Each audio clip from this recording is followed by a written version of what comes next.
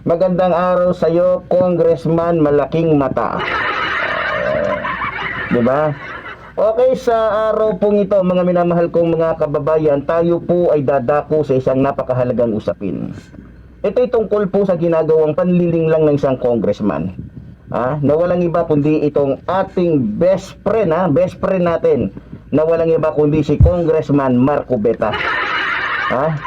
Na walang katulad sa laki ng kanyang mata, lalong-lalo na sa kapangitan na animo isang T-Rex. Galit siya nung sinasabi natin pitbull. Galit siya nung sinabihan natin siya na mukhang bulldog. Galit siya. Ba't ka nagagalit? Totoo naman, di ba? Alam nyo, natatawa nga ako sa congressman nito, mga kababayan. Gustong gusto niya na makita ako doon sa camera. Sa tingin nyo, mga kababayan, bakit kaya?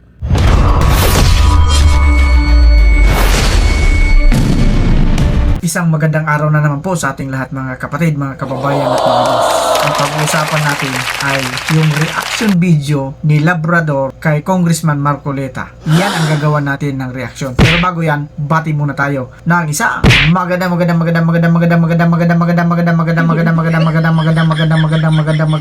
umaga po, Luzon, Visayas at Mindanao. Siyempre pa sa mga kapatid natin, mga kababayan natin na nasa iba't ibang panig ng mundo. Magandang umaga, magandang tanghali, magandang hapon, magandang gabi po sa inyong lahat. Kamusta po kayo? Sana po nasa mabuti kayong kalagayan. Ngayon, tutungo tayo doon sa sinasabi nating reaction video ni Labrador. Siyempre, bibigyan din natin ng reaction yung kanyang mga reaction. Ang gulo, di ba? Pero bago yan, panoorin natin ng sabay-sabay yung kanyang video para mabigyan natin ng reaction. Play it! At least binabati natin siya, di ba? Nagagalit siya pagka hindi natin siya ginagalang. Isang mapagpalang araw sa iyo, Congressman Marco Beta. Hindi niya siguro type yung sinasabi ko. Sige, magandang araw sa iyo, Congressman Malaking Mata. Diba? Okay, sa araw pong ito, mga minamahal kong mga kababayan, tayo po ay dadako sa isang napakahalagang usapin. Ito'y tungkol po sa ginagawang panlilinglang ng isang congressman.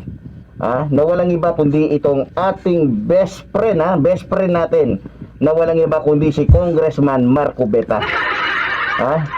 Na walang katulad sa laki ng kanyang mata, lalong-lalo na sa kapangitan na animo isang T-Rex. Galit siya nung sinasabi natin pitbull.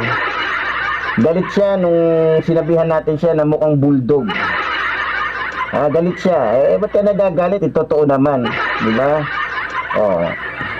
Alam nyo, natatawa nga ako sa congressman nito, mga kababayan. Gustong gusto niya na makita ako doon sa camera. Sa tingin nyo, mga kababayan, bakit kaya? Sa tingin lang ninyo. Marahil alam nyo na ang tamang sagot. Alam nyo na ang tamang sagot kung bakit gusto niya akong ipatawag sa camera. Siyempre, gusto nilang patahimikin tayo dahil sa bawat araw po na tayo po ay nagsasalita dito sa ating YouTube channel. Nasasawata at nabubulgar kasi natin sila sa kanilang mga katiwalian at siyempre sa kanilang mga kasamaan. Kaya nagagalit sila. Galit sila sa akin kasi maingay daw ako. Napakaingay ko daw. Napakaingay ko daw at nagsasalita daw kasi ako patungkol sa mga kademonyuhan nila. Siyempre, ang gusto kasi nila, ang gusto nilang mga vlogger, yung natutuwa sila, yung gusto nilang mga vlogger, yung mga vlogger na pipi, bingi, bulag sa katotohanan, sa mga kajabluhan nila. Yan ang katotohanan, di ba? Yan ang gusto nila. Pero talagang ganyan, di ba? Wala naman akong nakita, simulat sa pula tayo nagsimula dito sa ating programa, sa tagal na ng programa natin, ilang taon na. Wala pa naman akong politikong nakitang natuwa kapag binabanatan natin. Wala pa akong nakita na isang politiko na nagpasalamat pa sa akin. Thank you at binabanatan mo ko. Karamihan nga nagbabanta di ba? Karamihan nagbabanta talaga. Alam ko naman 'tong si Marco Beta dahil alam niyang matinik tayo, talagang wala tayong inuurungan na kahit sino dito sa ating programa. Kaya gusto niya doon dahil gusto nila akong gawa ng ibang mga kaso. Gusto nila akong, kumbaga sa alam niyo na, yung mga bagay na imposible noon, tulad ng sinabi ko, pwede na ngayon. Diba? Yan ang katotohanan, mga minamahal kong mga kababayan. Diba? Yan ang katotohanan, mga minamahal kong mga kababayan. Okay, para hindi na po magtagal, mga minamahal kong mga kababayan, at mabigyan na rin agad natin ng reaksyon o banat itong ating pag-uusapan ngayon. Ito't panoorin muna po natin yung naging pahayag po nito ni Marco Beta dito po sa naganap na rally na kung saan ay kasama niya yung kanyang mga kapwa. Kapwa, anong klaseng kapwa? Kapwa tanga. Hindi lang kapwa tanga, kapwa diablo pa. Na walang iba kundi yung kanyang mga kasama. So, mga kasama ng araw na yun na nagsasalita siya na kung saan niloloko nila ang taong bayan, no? At kinukumbinsi niya na mali ang ginagawa ng ating gobyerno. So, para hindi na po magtagal, ito panoorin po natin, mga minamahal ko, mga kababayan. Ang totoo po, lahat po tayo ay nalulungkot sa bilis ng mga pangyayari na naganap sa ating bayan. Bigla na lang pong hinuli ang ating dating Pangulo at ang kanyang pagkakahuli hanggang ngayon ay hindi po maliwanag at hindi po ipinapaliwanag ng pamahalaan. Ang sabi po nila ay nag-issue ng warrant of arrest ang ICC. Ito po yung International Criminal Court. At ang sabi po ng pamahalaan, ginawa lang nila ang kanilang tungkulin, ang kanilang obligasyon sa Interpol. At sinerve po ang warrant sa dating Pangulong Rodrigo Duterte. Ngunit, mapapansin po ninyo, hindi man lang po natin nakilala kung sino yung representative ng Interpol na nag-serve ng warrant of arrest. Ang tanging nagsasalita lamang po doon na nakita natin ay yung isang General Torre at yung kanilang tagapagsalita. Wala po yung representative ng Interpol.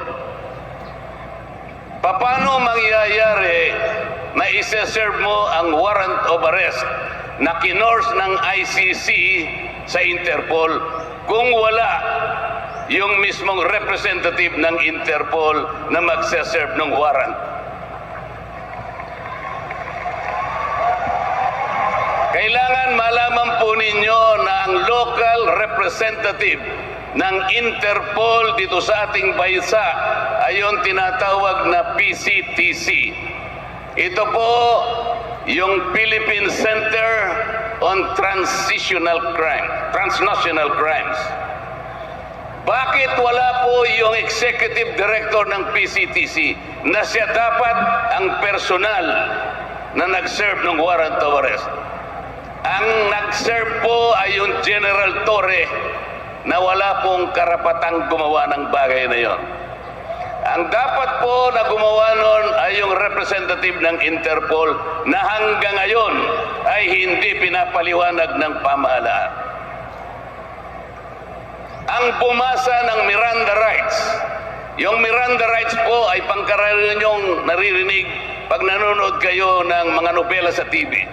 You have the right to remain silent, you have blah blah blah. Anything that you will say will be utilized against you in any courts of law. You have the right to engage your own counsel. Yun po yung Miranda Rights. Ang nagbasa noon ay si General Torre. Hindi siya ang representative ng Interpol sa ating bansa. Bakit po ganun ang proseso? Nakalagay po sa tuntunin ng ICC na kapag ka ang mamamayan ng isang estadong katulad natin ay hinuli ng Interpol, kaagad siyang ilalagay sa harap ng isang competent judicial authority dito sa bansa na kung saan siya naninirahan.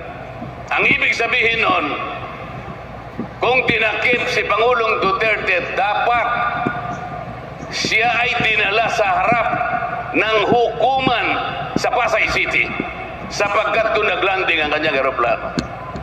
Saan dinala ang Pangulong Duterte? dinala po sa Villamor Air Base. Ito po ang mga prosesong mali at hindi na po nasunod ang patakaran mismo ng ICC. Ang sabi po sa tuntunin ng ICC, kailangan dumaan sa proseso ng domestic state. Yun nga, kailangan kilalanin, kailangan idetermina kung yung warrant of arrest ay applicable. Kung yung warrant of arrest ay na-issue ng tama. Lahat po ito'y kinakailangang may saayos. At kung walang nalabag at kung nirespeto ang karapatan ng taong inaresto. Lahat po ito ay hindi nagkaroon ng determination sapagkat hindi dinala si Pangulong Duterte sa isang competent judicial authority. Dapat dinala siya sa pinakamalapit na RTC ng Pasay City, Regional Trial Court.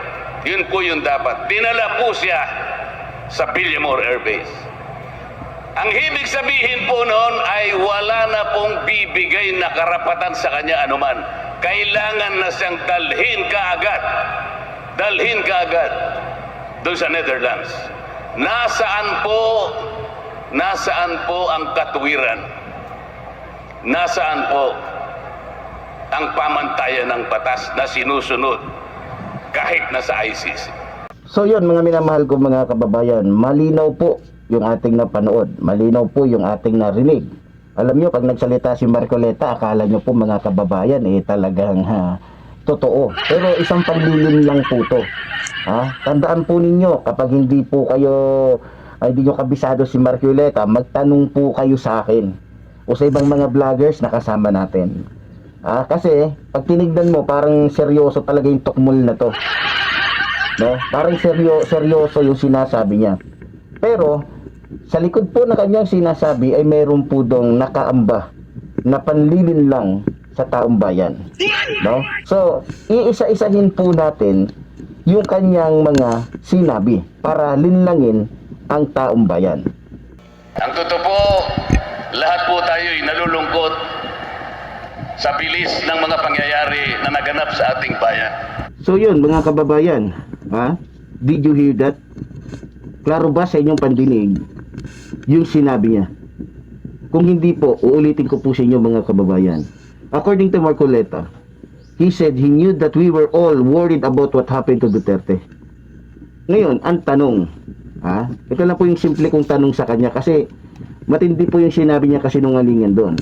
Gaano siya kasiguro sa sinasabi niya na lahat ng Pilipino ay nalulungkot sa nangyari sa puon niya? Yun yung una kong tanong Pangalawang tanong, kaya ba niyang patunayan sinasabi niya?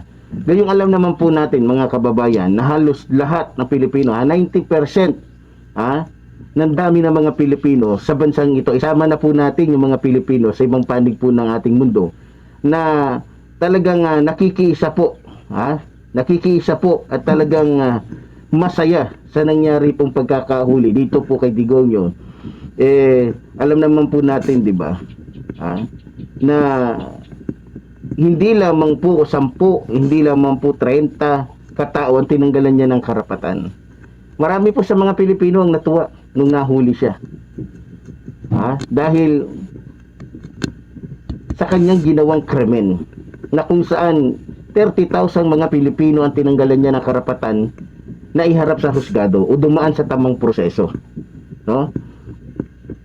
Marami sa mga Pilipino ang talagang natuwa. Hindi lamang ako, hindi lamang marahil ikaw mismo na nanonood ngayon dito sa ating channel. The first part of what he said was clearly a lie.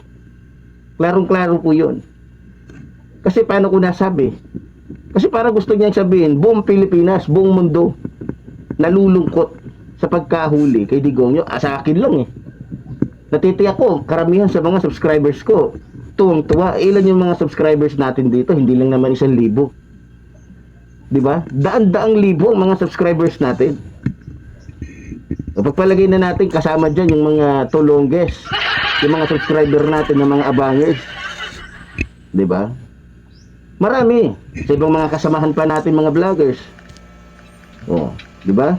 Ngayon, ito na yung sabi niya. Maliwanag, malinaw naman yung video na napanood natin. Tapos, ang sabi niya pa, kung hindi raw ninyo naintindihan yung mga sinasabi ni Congressman Marcoleta, magtanong lang daw kayo sa kanya. Magtanong sa kanya. Talagang nag-offer pa ito. Ibig sabihin, magaling siya. Kasi magtatanong sa kanya eh. Pero bago yan, balikan natin yung pagbati niya. Total, reaction video ito. Re-reactan natin yung kanyang mga sinabi rito. Tinawag niyang best friend si Congressman Marcoleta. Isa itong pambubuli na ginawa niya kay Congressman Marcoleta.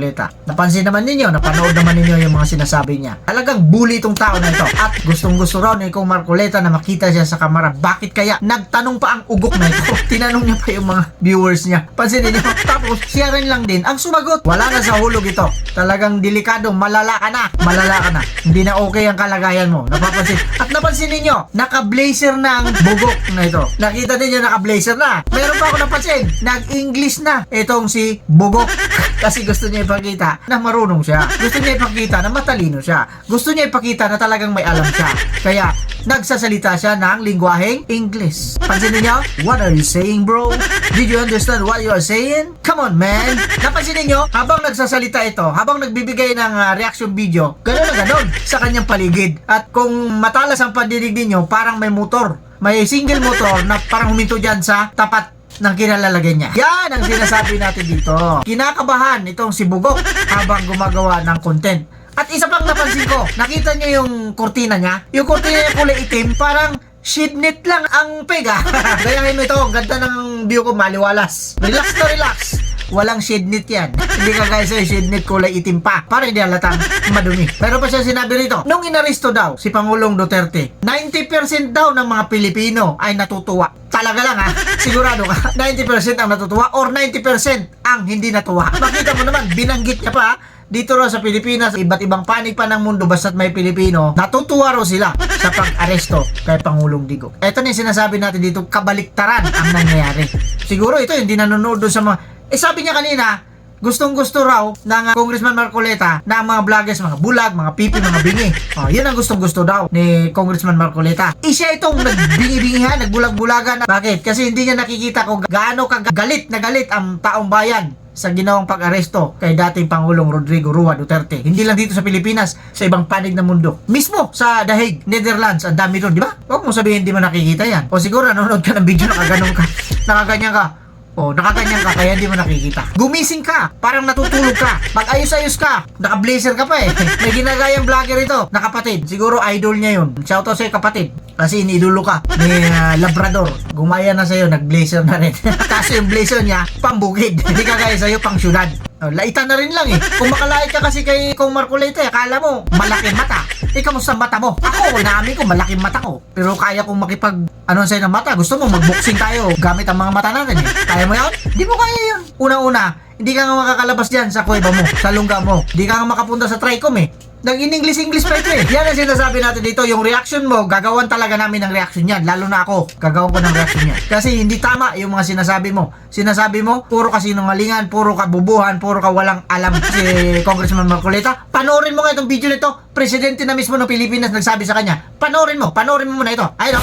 Mga kababayan, ipagpatuloy natin ang suporta kay Senator Marcoleta. Tawagin ko na lang Senator. Gusto ko siya talagang maging senador. Tulungan natin siya, mabait, matalino, integrity, very important. Pati may mas bright sa akin yun. Sa totoo lang. Mabuhay, Marcoleta, iboto ninyo. Ayan. Nakita mo? Presidente na mismo umamin na mas matalino si Congressman Marcoleta. Tapos ikaw sasabihin mong ob-ob si Congressman Marcoleta.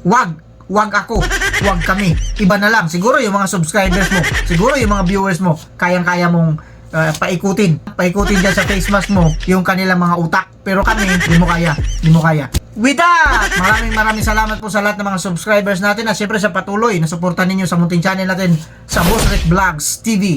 Ngayon, kagaya ng sinasabi natin dito, mag-iingat tayong lahat. Pwera lang sa mga taong hindi nag-iingat.